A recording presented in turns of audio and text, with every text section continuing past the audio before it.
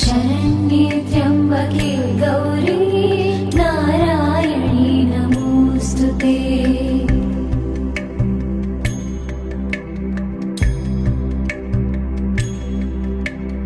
या देवी सर्वभूतेषु विष्णुमायेति शब्दिता नमस्तस्यै नमस्तस्यै नमस्तस्यै नमो नमः।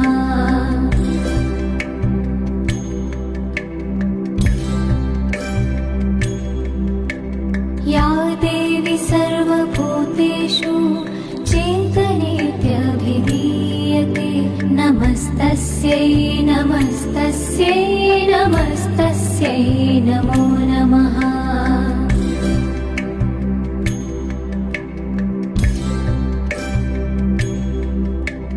या देवी सर्वभूतेषु बुद्धिरूपेण संस्थिता नमस्तस्यै नमस्तस्यै नमस्तस्यै नमो नमः।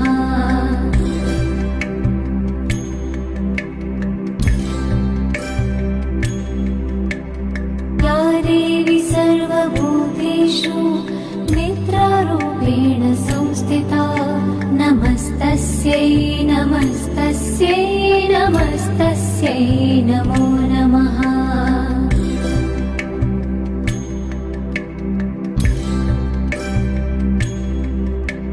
या देवी सर्वभूतेषु क्षुधारूपेण संस्थिता नमस्तस्यै नमस्तस्यै नमस्तस्यै नमो नमः।